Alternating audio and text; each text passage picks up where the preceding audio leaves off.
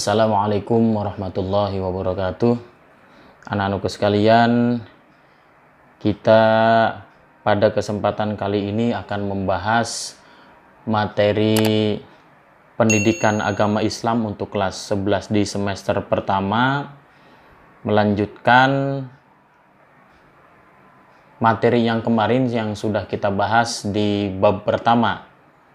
Kali ini kita akan membahas di bab kedua, yaitu tentang iman kepada kitab Allah. Dan seperti biasa untuk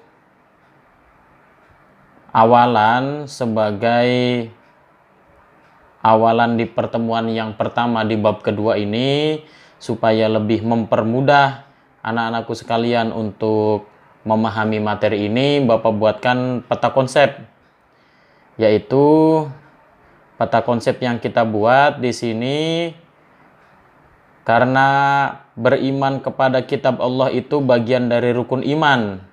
Sambil mengingatkan anak-anak sekalian bahwa rukun iman itu ada 6. Yang pertama iman kepada Allah, iman kepada malaikat, iman kepada kitab-kitab Allah, iman kepada rasul-rasul Allah, iman kepada hari kiamat, dan iman kepada qada dan qadar. Materi yang akan kita bahas kali ini berkaitan dengan iman kepada kitab-kitab Allah. Yang akan kita bahas berkaitan dengan iman kepada kitab Allah. Yang pertama, mengimani Al-Quran sebagai kitab suci terakhir. Kemudian yang kedua yang akan kita bahas, mengimplementasikan sikap beriman kepada kitab-kitab Allah. Kemudian yang ketiga, menghayati nilai-nilai keimanan kepada kitab-kitab Allah. Kemudian anak-anakku sekalian, berkaitan dengan mengimani Al-Quran sebagai kitab suci terakhir, kita di sini akan membahas tentang kandungan Al-Quran. Kemudian yang akan kita bahas yaitu kedudukan dan fungsi Al-Quran. Dan yang terakhir adalah hikmah diturunkannya Al-Quran. Kemudian anak-anakku sekalian, kita ke bagian yang pertama, yaitu beriman kepada kitab Allah. Pengertiannya yaitu iman kepada kitab-kitab Allah adalah mempercayai dan meyakini sepenuh hati bahwa Allah Subhanahu wa Ta'ala telah menurunkan kitab-kitabnya kepada para nabi atau rasul yang berisi wahyu untuk disampaikan kepada seluruh umat manusia. Iman kepada kitab-kitab Allah itu mengandung 4 unsur, yaitu sebagai berikut. Unsur yang pertama, mengimani bahwa kitab benar-benar diturunkan oleh Allah Subhanahu wa Ta'ala, bukan buatan Nabi Muhammad atau siapapun. Kemudian yang kedua, mengimani kitab-kitab yang sudah kita kenal namanya, seperti Al-Quran yang diturunkan kepada Nabi Muhammad SAW, kitab Taurat yang diturunkan kepada Nabi Musa alaihissalam, kitab Injil yang diturunkan kepada Nabi Isa alaihissalam, kitab Zabur diturunkan kepada Nabi Daud alaihissalam. Adapun kitab-kitab yang tidak kita ketahui namanya, kita mengamaninya secara global. Orang yang ingkar terhadap kitab-kitab Allah sesungguhnya telah sesat sejauh-jauhnya, seperti yang terdapat dalam surat An-Nisa ayat 136. Kemudian yang ketiga, membenarkan seluruh beritanya yang benar, seperti berita-berita yang ada di dalam Al-Quran dan berita-berita pada kitab-kitab terdahulu yang belum diganti atau belum diselewengkan. Kemudian yang keempat, mengerjakan seluruh berita yang ada di dalamnya, serta rela dan berserah diri kepada hukum itu. Nah, ini ajakan untuk kita semuanya membaca Al-Quran. Yuk kita baca Al-Quran. Mudah-mudahan anak-anakku sekalian istiqomah semuanya ya untuk membaca Al-Quran setiap hari. Tidak harus banyak, tetapi istiqomah setiap harinya yang penting. Nah, ini juga nih anak sekalian, jangan lupa kita ngaji. Karena hati juga butuh asupan gizi. Yang butuh asupan gizi itu bukan cuma tubuh saja anak-anak ya. Supaya hati kita tentram, hati kita nyaman, yuk diisi gizi untuk hati kita itu dengan cara mengaji. Anak-anakku sekalian, kita ke bagian yang kedua, mengimani Al-Quran sebagai kitab suci yang terakhir. Yang pertama, kandungan Al-Quran. Al-Quran merupakan petunjuk bagi umat manusia, dan Al-Quran merupakan sumber hukum Islam yang pertama dan yang utama. Al-Quran merupakan petunjuk bagi umat manusia, sehingga berbagai hal yang menyangkut kehidupan manusia, baik masalah ibadah maupun hubungan sosial dengan sesamanya, terdapat dalam Al-Quran. Kandungan Al-Quran meliputi masalah keimanan, yaitu tauhid, kemudian akhlak, kemudian ada hukum-hukum, sejarah, dan kejadian-kejadian yang akan datang. Contoh ayat yang menegaskan tentang keesaan Allah Subhanahu wa taala. Bapak yakin anak-anakku sekalian hafal dengan surat ini ya. Di surat Al-Ikhlas. A'udzubillahi minasyaitonirrajim. Bismillahirrahmanirrahim. Qul huwallahu ahad. Allahus somad. Lam yalid walam yulad walam yakul lahu kufuwan ahad.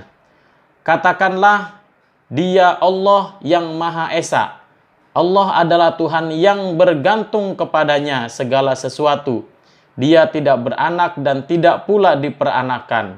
Dan tidak ada seorang pun yang setara dengan Dia.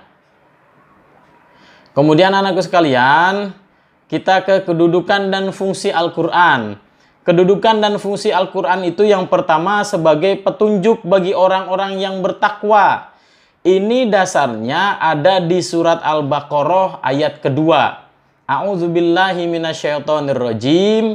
Bismillahirrahmanirrahim. Dzalikal kitabu la raiba fihi hudal lil muttaqin. Kitab Al-Quran ini tidak ada keraguan padanya. Petunjuk bagi mereka yang bertakwa.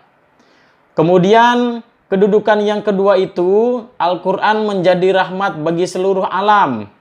Dasarnya, A'udzubillahi minasyaitonirrajim. Bismillahirrahmanirrahim. Tabarakalladzi nazzalal furqana ala 'abdihi liyakuna lil 'alamina nadhira. Maha suci Allah yang telah menurunkan Al-Quran. Maha suci Allah, ulangi ya. Maha suci Allah yang telah menurunkan Al-Furqan atau Al-Quran kepada hambanya, agar dia menjadi pemberi peringatan kepada seluruh alam. Kemudian kedudukan dan fungsi yang ketiga, Al-Quran sebagai pembeda yang benar atau yang hak dan yang salah atau yang batil. Dasarnya ada pada surat Al-Baqarah ayat 185. A'udzubillahi minasyaitonirrajim. Bismillahirrahmanirrahim. Syahrul Ramadan alladzi unzila fihil Qur'anu hudal linnasi wa bayyinatim minal huda wal furqan. Al-ayah. Bulan Ramadan adalah bulan yang di dalamnya diturunkan Al-Quran sebagai petunjuk bagi manusia dan penjelasan-penjelasan mengenai petunjuk itu dan pembeda antara yang hak dan yang batil. Quran surat Al-Baqarah ayat 185. Kemudian kedudukan dan fungsi yang berikutnya, Al-Quran itu sebagai obat dan penenang jiwa. Dasarnya ada di surat Yunus ayat 57. A'udzubillahi minasyaitonirrajim. Bismillahirrahmanirrahim. Ya ayyuhan nasu qad ja'akum mau'izatum mir rabbikum wa shifaa'un lima fis suduri wa hudaw wa rahmatul lil mu'minin. Hai manusia, sesungguhnya telah datang kepadamu pelajaran dari Tuhanmu dan penyembuh bagi penyakit-penyakit yang berada dalam dada dan petunjuk serta rahmat bagi orang-orang yang beriman. Itu merupakan kedudukan dan fungsi daripada Al-Quran. Kemudian yang berikutnya tentang implementasi sikap dan dari beriman kepada kitab Allah. Berbagai sikap yang mencerminkan beriman kepada kitab-kitab Allah sebagai berikut. Yang pertama, meyakini dengan sepenuh hati bahwa kitab Allah itu benar-benar datang dari Allah yang disampaikan kepada Rasulnya melalui perantara malaikat Jibril. Dasarnya ada pada Quran surat Al-Hijr ayat 9. A'udzubillahi minasyaitonirrajim. Bismillahirrahmanirrahim. Inna nahnu nazzalna dzikra wa inna lahu lahafizun. Al-ayah. Sesungguhnya kamilah yang menurunkan Al-Quran dan sesungguhnya kami benar-benar memeliharanya. Quran surat Al-Hijr ayat 9 ini ya. Kemudian yang berikutnya anak-anakku sekalian, menjadikan kitab Allah sebagai pedoman dan petunjuk. Ini dasar dari Quran surat Al-Imran ayat 113 tentang menjadikan kitab Allah sebagai pedoman dan petunjuk. Dasarnya nih anak-anak sekalian. A'udzubillahi minasyaitonirrajim. Bismillahirrahmanirrahim. Hadza bayanul linnasi wa hudaw wa mau'izatul lil muttaqin. Al-ayah. Inilah Al-Qur'an, suatu keterangan yang jelas untuk semua manusia dan menjadi petunjuk serta pelajaran bagi orang-orang yang bertakwa. Quran surat Ali Imran ayat 138. Kemudian berikutnya anak-anakku sekalian, berusaha dengan sungguh-sungguh untuk memahami isi kandungannya. Nah, bacalah Al-Quran, ia akan menjadi syafaat bagi pembacanya di hari kiamat. Ini dasarnya dari Quran, dari hadis riwayat Muslim anak sekalian. Kemudian yang berikutnya, menghayati nilai-nilai keimanan kepada kitab Allah.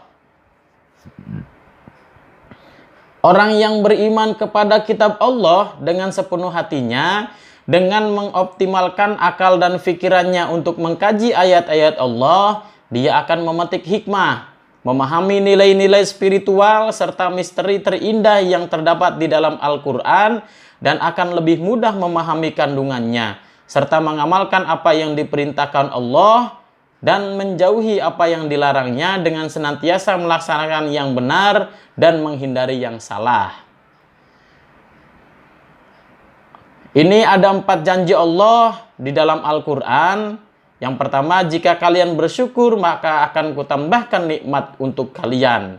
Yang kedua, ingatlah kepadaku, niscaya aku ingat kepada kalian.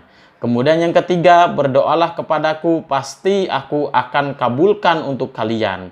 Yang keempat, tidaklah Allah mengazab mereka selama mereka memohon ampun atau beristighfar kepada Allah Subhanahu wa Ta'ala.